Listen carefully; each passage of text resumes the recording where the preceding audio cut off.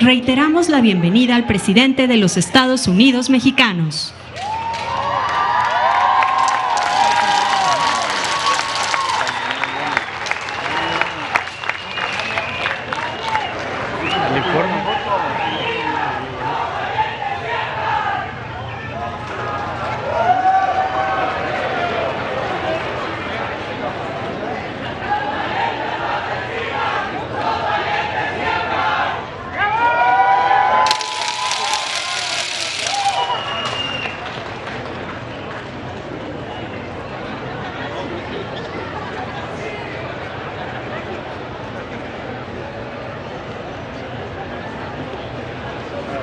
Se agarra un foto bien.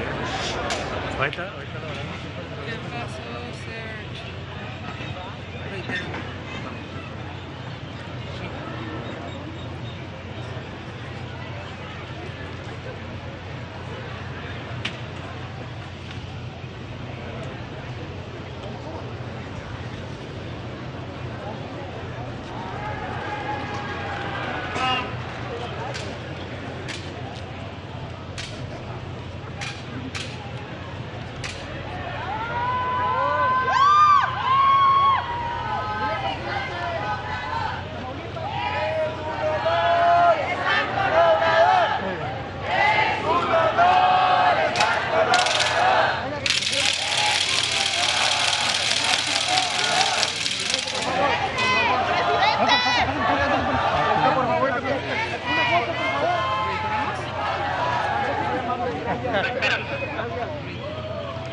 Reiteramos la bienvenida al presidente de los Estados Unidos mexicanos.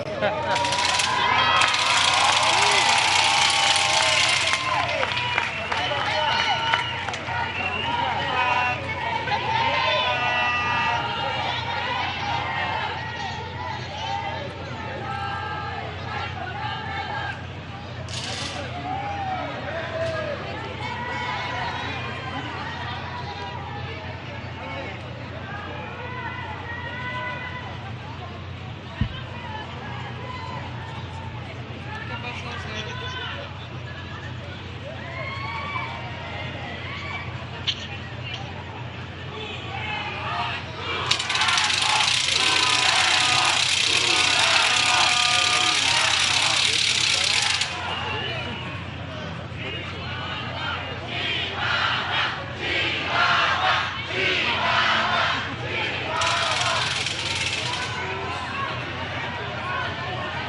De logística de él. Sí, yo ya viene su particular también. Sí. La carpeta, la ficha.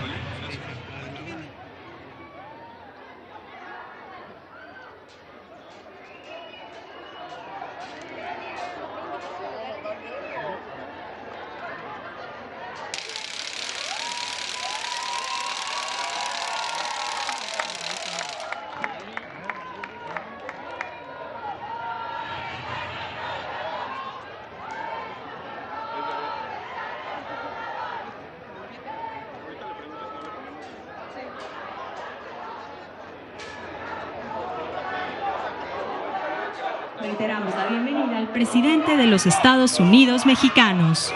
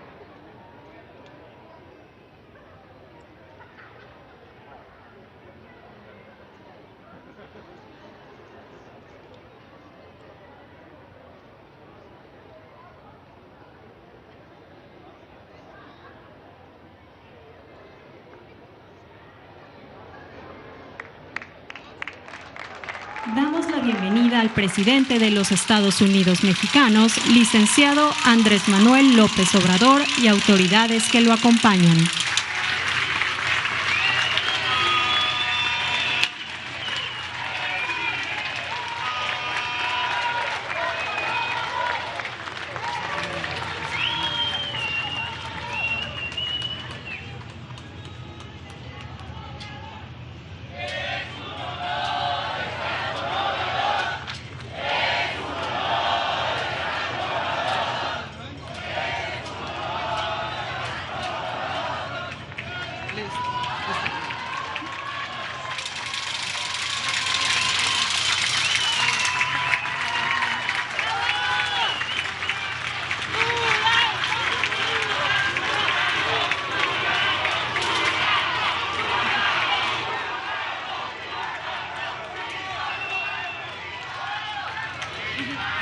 Preside este evento, Jornadas de Producción para el Autoconsumo Zona Norte, el presidente constitucional de los Estados Unidos Mexicanos, licenciado Andrés Manuel López Obrador.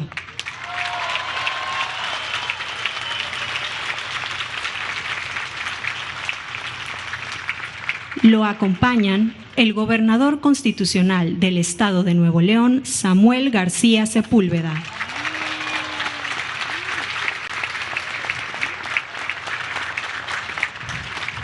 El secretario de Agricultura y Desarrollo Rural, Víctor Villalobos Arámbula.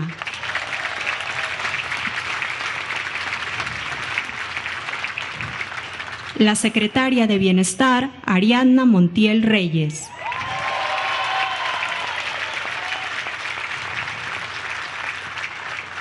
La secretaria de Medio Ambiente y Recursos Naturales, María Luisa Albores González.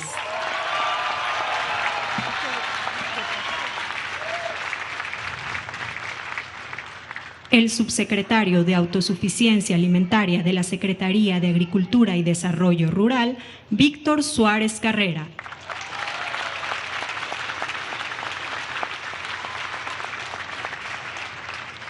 El subsecretario de Inclusión Productiva y Desarrollo Rural de la Secretaría de Bienestar, Hugo Raúl Paulín Hernández.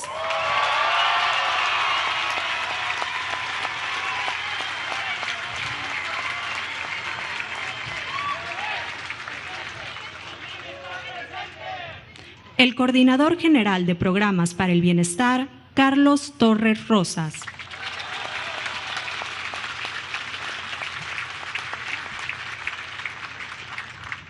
El director general de la Comisión Nacional del Agua, Germán Martínez Santoyo.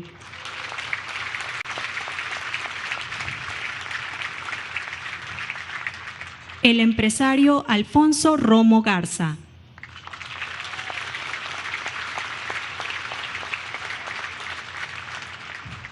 El subsecretario de Egresos de la Secretaría de Hacienda y Crédito Público, Juan Pablo de Botton Falcón.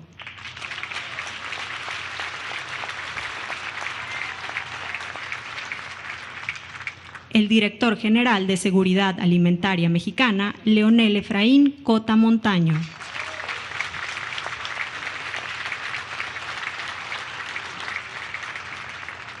El director de Operaciones de la distribuidora e impulsora comercial Conasupo, Jesús Salvador Valencia Guzmán.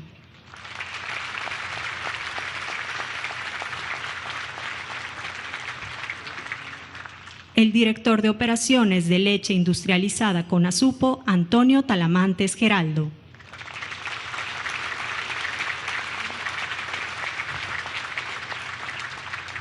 El director del programa Precios de Garantía a Productos Alimentarios Básicos, Luis Roberto Salinas Falcón.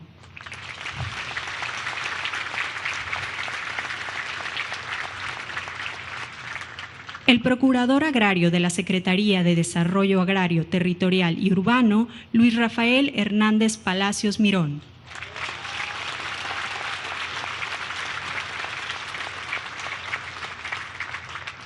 El comisionado nacional de Acuacultura y Pesca, Octavio Almada Palafox.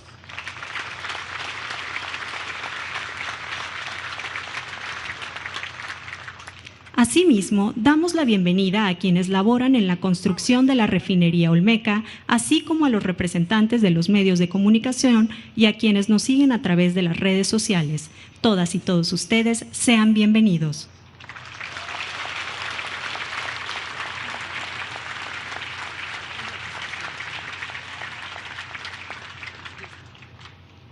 Procedemos con el mensaje de bienvenida a cargo del gobernador constitucional del Estado de Nuevo León, doctor Samuel García Sepúlveda. Muy buenas tardes, bienvenidos, qué gusto tener a nuestros amigos de Durango, de Tamaulipas, también por acá se escuchaban, San Luis. De Nuevo León no vino ni uno, ¿qué? Pues ¿dónde anda mi raza? Un gusto saludarlos. Chihuahua, ¿dónde está Chihuahua? ¡A la madre! A todos nuestros amigos, bienvenidos a Nuevo León. Sonora también, bienvenidos. Coahuila, ¿dónde está Coahuila? Qué gusto tenerlos. Sobre todo quiero agradecer públicamente hoy al presidente Andrés Manuel, que le trae buenas noticias a nuestra tierra. Hace 2 horas estuvimos en la brigada militar aquí en Escobedo, Nuevo León, y yo confío en su palabra, pero pues mejor papelito habla. Entonces me dio por escrito 3 grandes apoyos que le va a dar a esta tierra tan bendecida. Lo primero es el tema hídrico, sobre todo hoy que vamos a hablar del autoconsumo, la importancia del agua.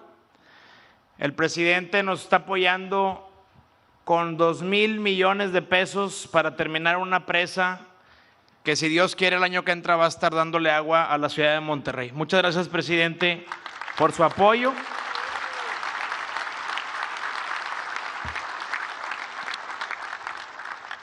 El día de hoy también, además de apoyarnos con un sueño para Monterrey, que es su tren suburbano, que va a cruzar 11 municipios.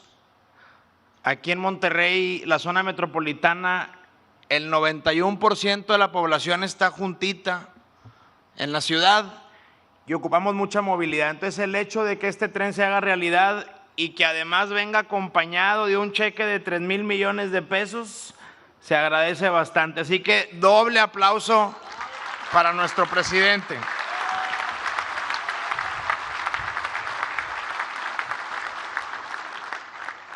Y el día de hoy, ante todos nuestros amigos, vecinos, estados, cuente, presidente, con Nuevo León para este programa de autoabasto. Es muy importante la soberanía alimentaria. Nuevo León está haciendo lo propio, rompiendo récords en el tema caprino, bovino y de muchas hortalizas y granos. Pero sobre todo, y cierro diciéndole, Nuevo León tiene un gran compromiso con nuestra gente, con su pueblo. Hoy tenemos 430,000 neoloneses que tienen al menos una carencia alimentaria. Y por eso estoy muy orgulloso de mi gabinete. Aquí está nuestra secretaria Marta Herrera, que acaba de echar a andar un programa que va a ser el gran legado de Nuevo León. No todos son puentes ni líneas del metro. Lo más importante es nuestra gente, y acabamos de echar a andar el Hambre Cero, que es un programa para reciclar toda la comida que se desperdicia en centromercados, en autoabasto, y creando bancos de alimento. Queremos garantizar que todos los niños y niñas de Nuevo León tengan esa nutrición que requieren para estudiar, salir adelante y cumplir sus sueños. Así que de nuevo gracias y siéntase siempre bienvenido en esta su casa. Buenos días.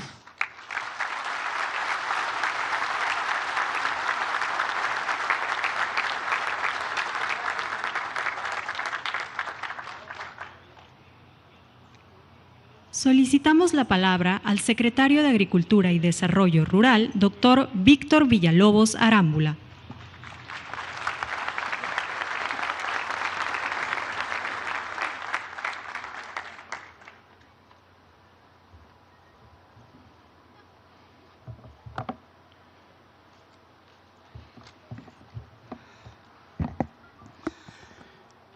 Con su venia, señor presidente, señor gobernador, saludo a los compañeros del Presidium y los saludo a todos ustedes. Muchas gracias por su presencia. Me da mucho gusto venir a la ciudad de Monterrey acompañando a nuestro presidente en este histórico evento, que es una campaña de la mayor trascendencia para los momentos en que estamos viviendo. Señor presidente, quiero comenzar diciendo que como ingeniero agrónomo es motivo de particular orgullo y satisfacción la oportunidad que me ha dado de coordinar la aplicación de políticas públicas para el sector agropecuario y pesquero. Y más porque difícilmente se encontrará en la historia una administración donde los propios directivos de primer nivel de la Secretaría estén ocupados por agrónomos y especialistas afines, lo cual es muy gratificante para nuestro gremio. Saludo la iniciativa presidencial para sumar a las y los colegas agrónomos en las tareas de rescatar al campo, de procurar el bienestar de las familias en los territorios rurales y garantizar la seguridad alimentaria de toda la población mexicana. Porque ser agrónomo en una época como la que vivimos significa dar una nueva dimensión social a nuestro trabajo, hacer del conocimiento, de la innovación y de la investigación herramientas puestas al servicio de todo tipo de productores, pero especial y preponderantemente de aquellos que han sido excluidos del progreso y del bienestar. Además, compartimos el cariño de sentirnos y lo que sentimos por la tierra y sus frutos, para fortalecer una visión sostenible de la agricultura, recuperar los suelos, hacer un uso eficiente del agua y proteger el ambiente cuidando estos recursos para las siguientes generaciones. Es, por mucho, la base de nuestra ética profesional. Parece obvio decirlo, pero un agrónomo lo es por vocación. Quien decide abrazar esta profesión adquiere un compromiso social ineludible, ayudar a producir los alimentos para el bienestar del ser humano, sin olvidar la producción de las materias primas indispensables para la buena marcha de otros sectores de la economía. Ser agrónomo en un país como México también significa identificarse con quienes menos tienen, porque en los territorios rurales es donde existe mayor pobreza y marginación. Es en el sector agrícola donde se acentúan las desigualdades y son los pequeños productores quienes necesitan más de nosotros. Un agrónomo es, en esencia, un extensionista.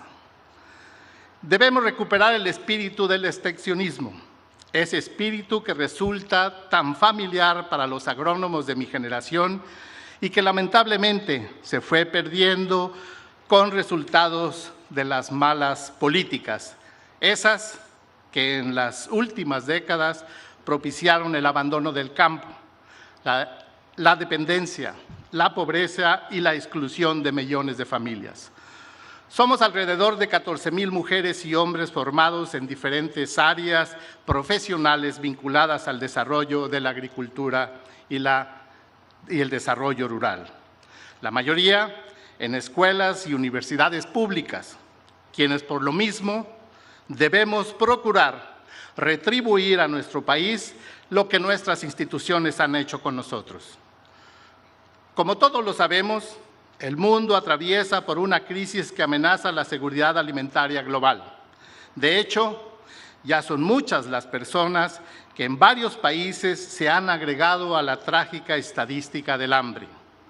En México, debemos evitar que los factores externos pongan en riesgo el derecho de todas las personas a la alimentación, fortaleciendo nuestra seguridad alimentaria con soberanía.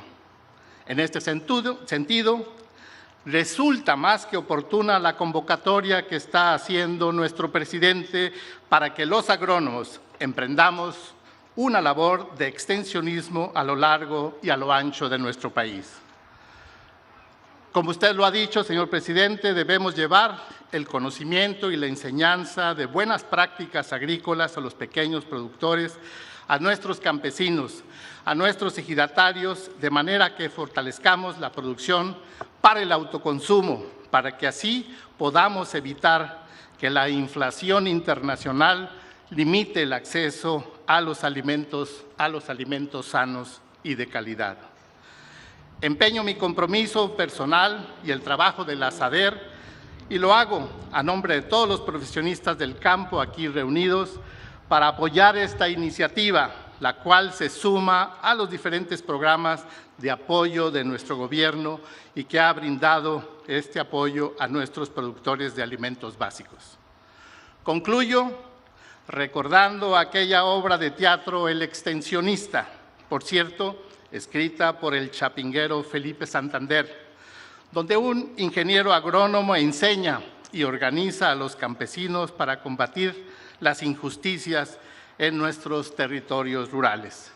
Seamos, pues, todos como ese extensionista ejemplar. Muchas gracias.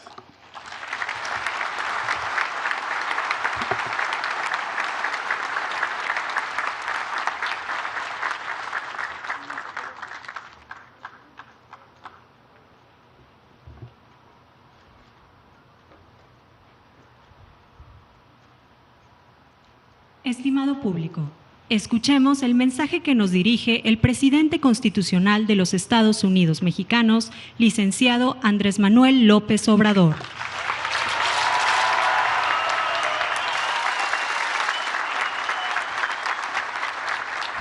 Amigas, amigos, ingenieros agrónomos, técnicos, promotores, promotoras, extensionistas, me da mucho gusto estar con ustedes en esta primera reunión regional que estamos iniciando aquí en Nuevo León.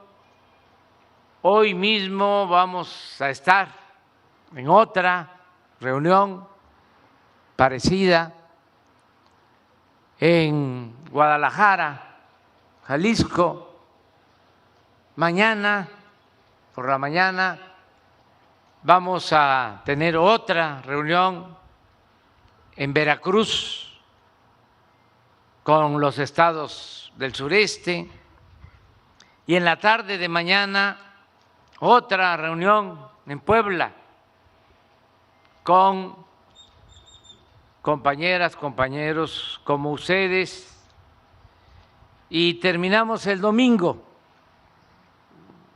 en la Ciudad de México con otra reunión. ¿Por qué estos encuentros, estas reuniones con ustedes? Porque necesitamos apoyar todos para impulsar la actividad productiva del campo. Lo venimos haciendo desde el principio del gobierno, pero ahora es urgente, es muy necesario,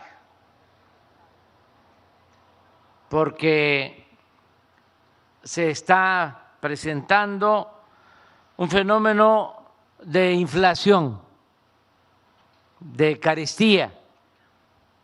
Están subiendo los precios de los alimentos y tenemos entre todos, todas y desde abajo hacerle frente a este desafío, a este reto. Y lo mejor es la producción. Las naciones no salen adelante si no producen. Esta es la clave de todo. En los últimos tiempos se ha apostado mucho a la especulación financiera Pero eso es ficticio. Al final de cuentas, lo que vale es lo que se produce. Y por eso tenemos que redoblar esfuerzos, todas, todos. Hay una lección que queda de manifiesto en estas crisis, ya es la segunda que enfrentamos. La primera fue muy difícil porque tuvo que ver con la pérdida de vidas humanas, la pandemia del COVID. Esa nos dañó mucho, nos dolió mucho, pero ya salimos, porque también nos aplicamos todos. México fue de los 10 países que más vacunas aplicó en el mundo. Y por lo mismo, aun cuando hubo pérdidas de vidas humanas, y repito, nos dolió mucho, y además es de mal gusto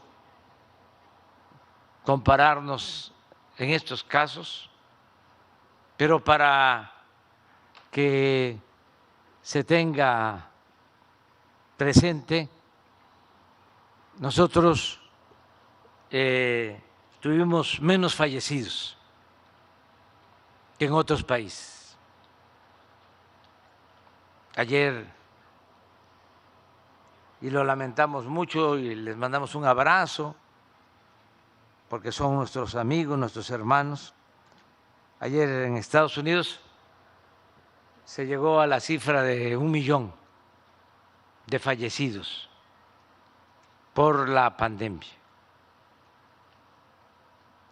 algo que no nos sucedió a nosotros, ni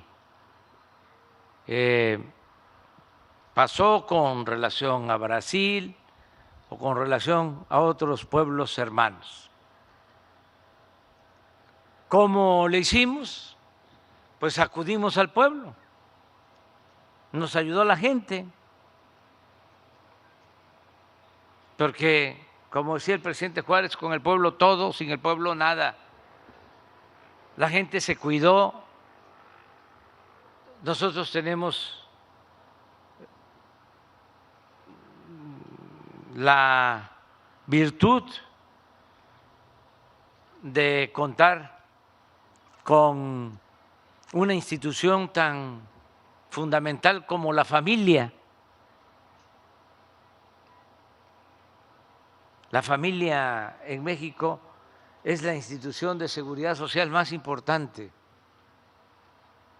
Somos familiarmente muy unidos, muy fraternos. Esto no sucede, lo digo con todo respeto, en otros países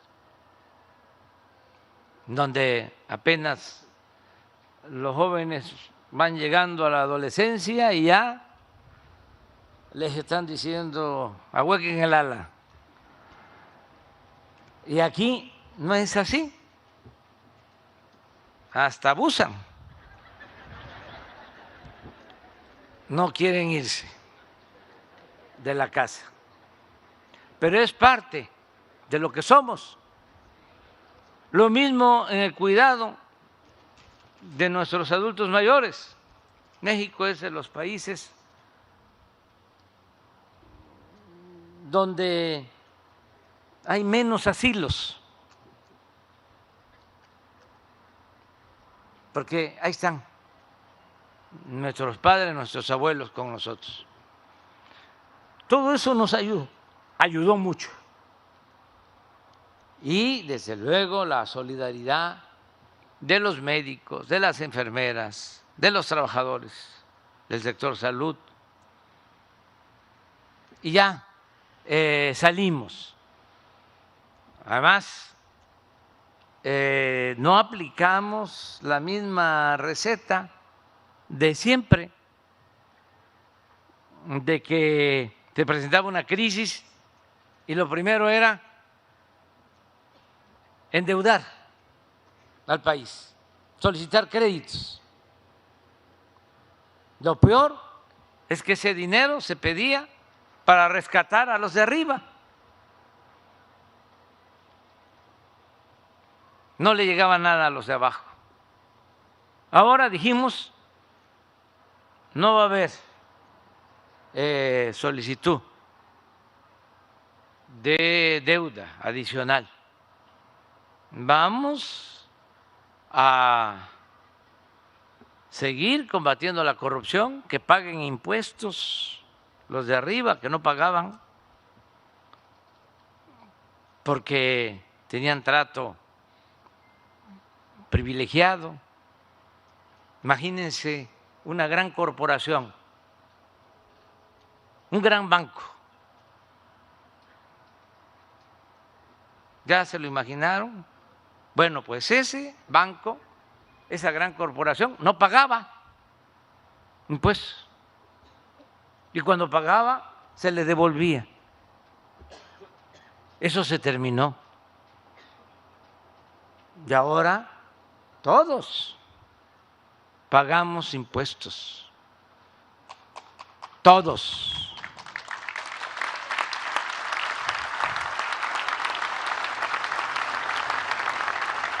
Porque la gente más humilde siempre ha pagado impuestos. Porque en todo lo que se compra, ahí va incluido un impuesto, ahí va el IVA. Pero había quienes no pagaban. Afortunadamente, esto lo entendieron los potentados, de que ya eran otros tiempos. No es para excusarlos, pero esa devolución de impuestos era legal. Tuvimos que modificar la Constitución, el artículo 28, para prohibir los monopolios y al mismo tiempo prohibir la condonación de impuestos. ¿Esto qué significa? Que tenemos más ingresos. El reporte de ayer es que a pesar de la crisis,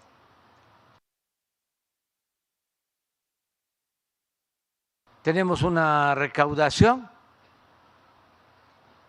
superior al 4% con relación al año pasado. 4% real. Si le agregamos el 8% de inflación, estamos hablando de una recaudación del 12%, más que el año pasado.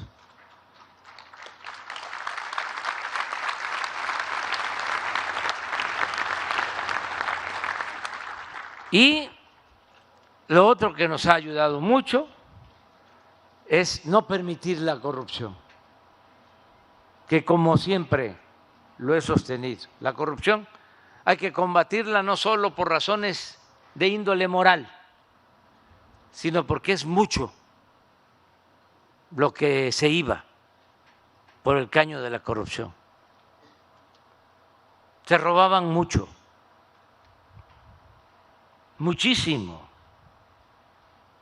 Entonces, al no haber esa corrupción, contamos con presupuesto, porque en vez de hacer una obra se pueden hacer 2 o 3 con el mismo dinero. Y lo otro que nos ha ayudado es la austeridad republicana, es decir, que no haya lujos en el gobierno, nada de gastos superfluos, de fantocherías, sino ahorrar. Todo esto, ¿con qué propósito? Para que el presupuesto le llegue al pueblo, porque el gobierno estaba ensimismado. Todo el presupuesto se lo tragaba el mismo gobierno. Todo era puro gasto, llamado corriente. Estaba bien aplicado lo del gasto corriente. Ahora no, gastamos lo indispensable, lo básico. No le cuesta mucho al pueblo mantener al gobierno. Antes era un gobierno mantenido y bueno para nada.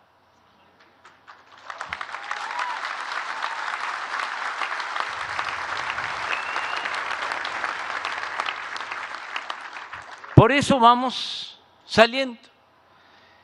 Tomamos una decisión que ahora nos está ayudando mucho, porque termina la pandemia y viene la inflación, porque Rusia invade Ucrania, hay guerra, ahí también hubo errores, fallas. La política, entre otras cosas, se inventó para evitar la guerra. Ahí falló la política, porque se pudo haber evitado. Y nos hubiésemos ahorrado todo este problema mundial que hay en la economía, sobre todo la inflación, que eso tiene que ver fundamentalmente con esa guerra. Se pudo haber evitado con diálogo. Además, imagínense cuánto sufrimiento para el pueblo, gente inocente que pierde la vida, refugiados, un desastre. Hoy lo comentaba yo, lo peor es la guerra. Entonces, ahora hay inflación en todo el mundo, porque se afectaron las llamadas cadenas de producción, no hay fertilizantes suficientes, no hay alimentos, o están aumentando los precios de los alimentos, ha aumentado muchísimo el precio de la energía, ha aumentado el precio del transporte marítimo. ¿Cuál es la lección que nos deja todo esto? Bueno, que debemos de procurar producir lo que consumimos, no depender del extranjero. En el caso de los energéticos, ahora estamos nosotros constatando los buenos resultados de la decisión que se tomó desde el inicio de producir en México las gasolinas, porque en 40 años no habían hecho una nueva refinería, porque se vendía el petróleo crudo, la materia prima, y comprábamos las gasolinas. Siempre digo que es como si vendiéramos naranja y compráramos jugo de naranja. Así era la política petrolera. Entonces dijimos, no, vamos a rehabilitar las 6 plantas que nos dejaron, que no alcanzaron a desmantelarlas, y desde el principio estamos invirtiendo para modernizar esas 6 refinerías, y ya esas refinerías están produciendo más gasolina y ya no estamos comprando tanta gasolina en el extranjero. Hemos disminuido casi el 50% de las importaciones de gasolinas.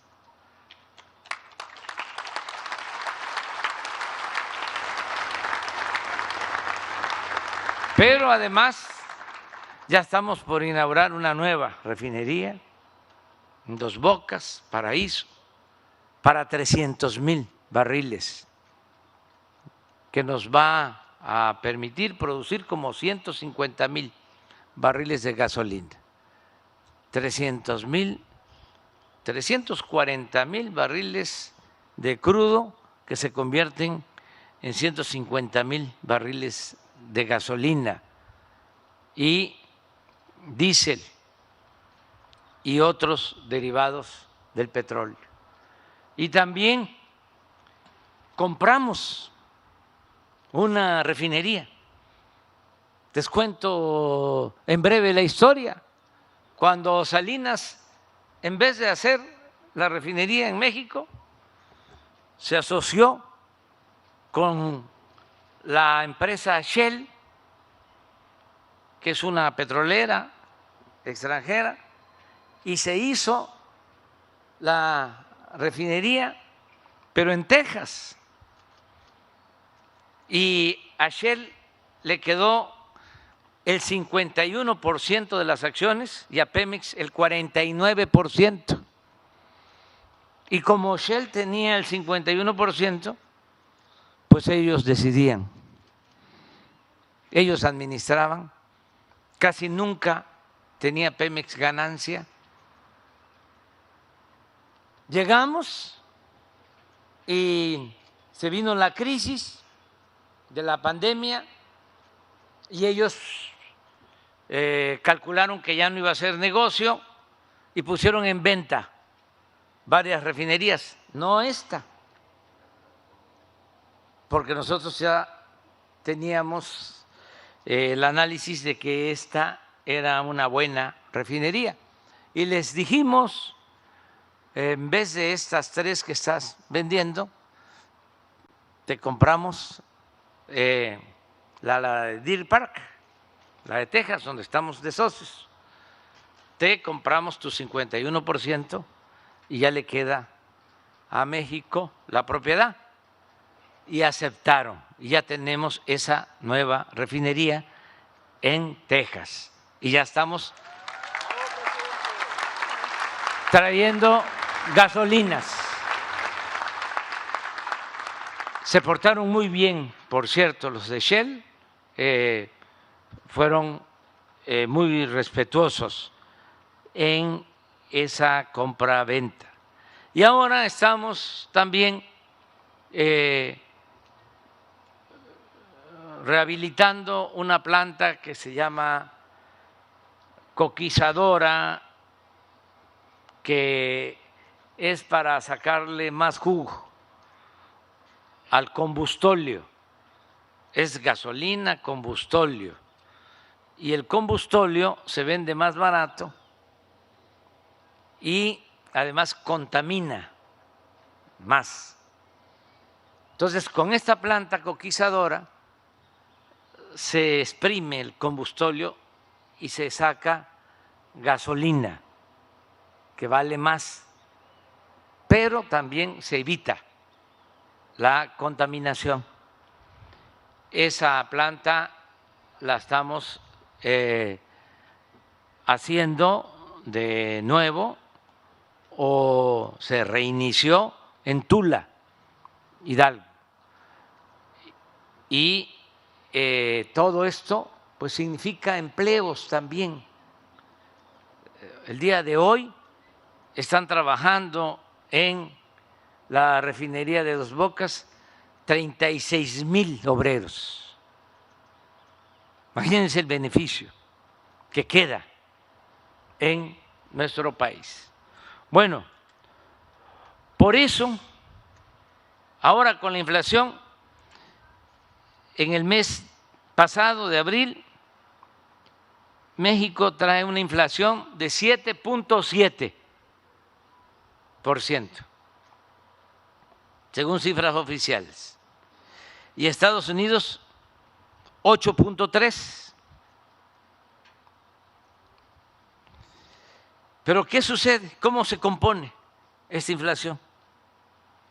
En el caso de México, por energéticos, como tenemos gasolinas y decidimos no aumentar el precio de las gasolinas, no está de más decir que es más barata la gasolina en México que en Estados Unidos, que esto era muy raro que sucediera. Bueno, y como también decidimos no aumentar el precio en términos reales de la luz, la inflación que tenemos en energéticos es de 0.6%.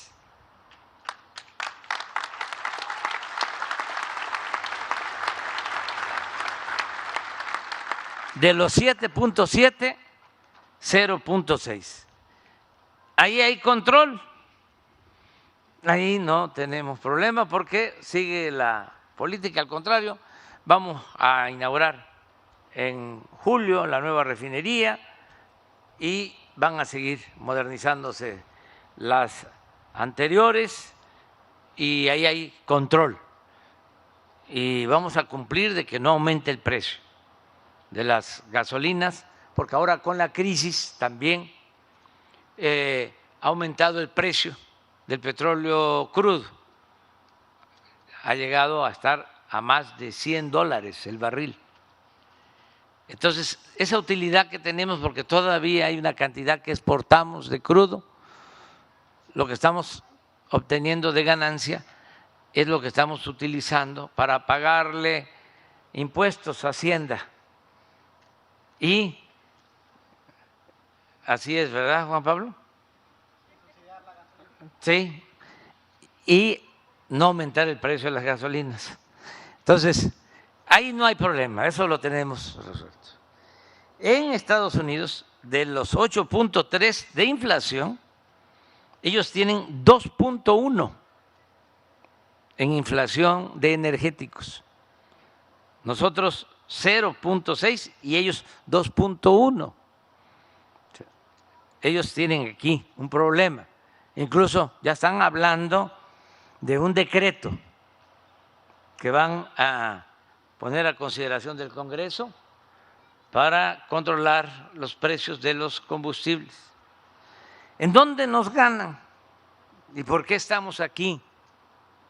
Bueno, porque de los 7.7 de inflación, 3.6 son por alimentos en nuestro país, por aumento en el precio de los alimentos, mientras ellos, de los 8.3 de inflación, solo tienen 1.3 por alimentos. Entonces, en el resto, nosotros traemos 3.5, ellos traen 4.9. ¿Dónde es que tenemos el problema? En alimentos. Y tenemos que enfrentar el desafío. Así como nos propusimos la autosuficiencia energética, producir en México las gasolinas para no comprarlas, así tenemos que hacerlo con los alimentos, producir en México lo que consumimos, sobre todo los básicos, maíz, frijol, arroz, el trigo, la carne, el pollo, la leche, los huevos, lo que se consume más, lo que tiene que ver con la llamada canasta básica. Entonces, ¿cómo hacerle? Hay varias formas. Si estuviésemos en los gobiernos anteriores, los agrónomos neoliberales, que son poquitos, no son muchos, pero sobre todo los tecnócratas estarían pensando en la producción a gran escala. Primero, mecanizar la tierra, ararla, semillas mejoradas, aunque sean transgénicos, fertilizante, aunque se destruyera el suelo, mucho crédito y mucha corrupción. Entonces, ya nosotros no estamos pensando solo en eso. Sí, hay que impulsar la producción comercial, desde luego, pero vamos primero abajo, vamos a que coman los que nos dan de comer. Vamos primero a ayudar a que produzcan los campesinos más humildes, más pobres. ¿Qué es lo que hacen? Pero que hay veces que ni siquiera se les reconoce, ni siquiera se les toma en cuenta y mucho menos se les ayuda. Entonces, ¿qué es lo que tenemos que hacer primero? Impulsar la producción de autoconsumo. No es solo la producción de mercado para satisfacer el mercado interno. Primero, que la gente tenga su maíz, su frijol, que con ese maíz pueda darle de comer a las gallinas y sus animales de patio. La economía campesina, que es muy importante y que se fue abandonando. ¿Cómo era antes? Pues se producía el maíz y ahí se creaban las gallinas y se recogían los huevos. Fue pasando el tiempo, ya todos con sus rejas de huevo. ¿Cómo le llaman? De granja. Y todo así, el pollo, la gallina, el huevo, todo. Hasta la tortilla. Entonces, vamos, puede parecer utópico, pero es un ideal que podemos convertir en realidad. Además, ahí está esa cultura todavía. Eso no se ha ido, porque nosotros tenemos esa gran ventaja, que somos herederos de culturas, de civilizaciones milenarias que nos dejaron una gran herencia en todo lo que tiene que ver con la producción y con la manera de ser con nuestros sentimientos. Lo que hablaba yo de la familia, ¿de dónde viene eso? De atrás. Y lo mismo en el caso de la producción. ¿Quién sabe más sembrar? ¿De cuándo se debe de sembrar? Hay una gran escuela en México de agrónomos que es Chapingo, pero ahí llegan a aprender a las parcelas de cómo se debe de sembrar, en qué posición tiene que estar la luna, todo eso existe. Mucha experiencia, mucho conocimiento en la cultura de nuestro pueblo. Entonces, ayudar a eso. Que ustedes sean extensionistas. Nosotros vamos a acercarles los apoyos, los que están trabajando en Sembrando Vida.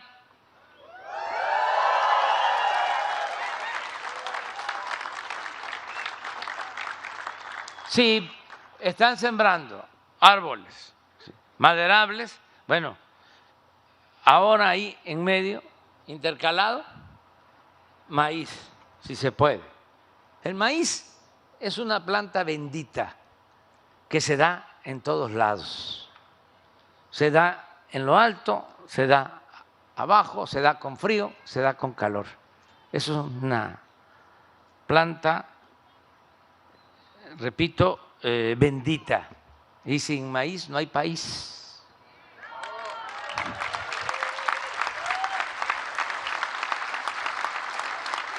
Lo mismo el frijol.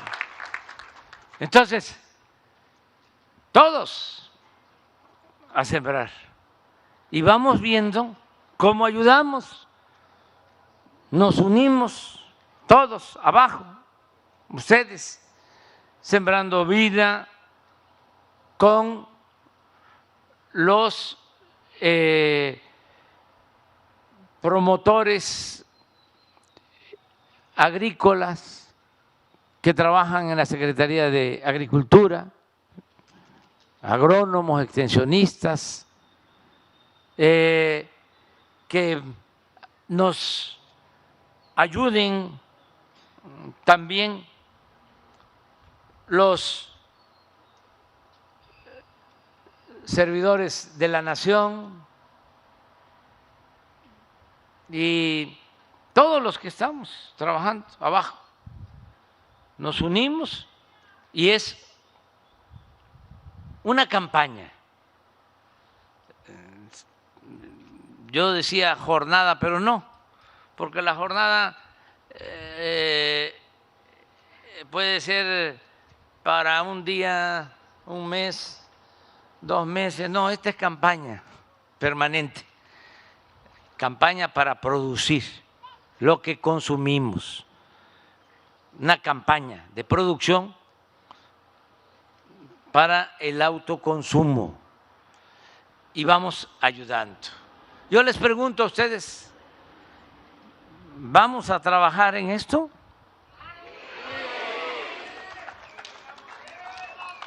¿Se puede o no se puede?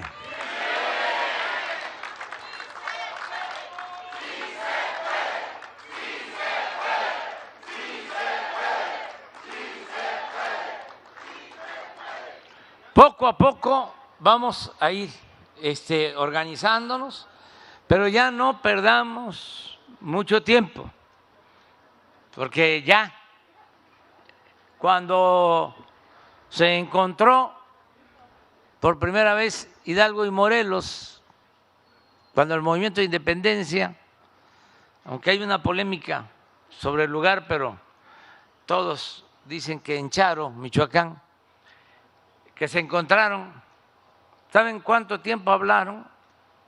Esos 2 curas rebeldes extraordinarios, 3 minutos. Y lo único que le dijo Hidalgo a Morelos fue: vete al sur. Y ya Morelos sabía lo que tenía que hacer. ¿Ya para qué vamos a seguir hablando?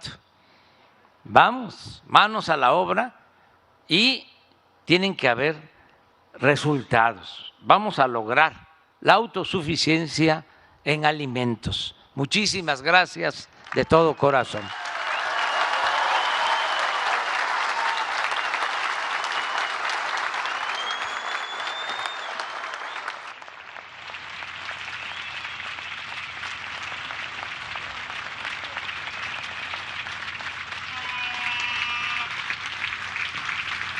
Le solicitamos guardar el debido respeto y ponerse de pie para entonar nuestro himno nacional mexicano.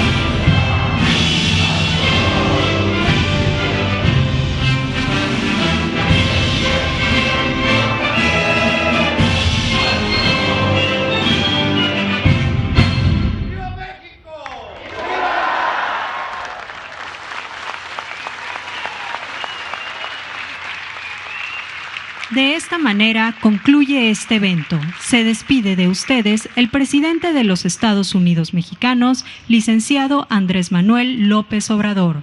Agradecemos la asistencia de sembradores, agricultores, extensores,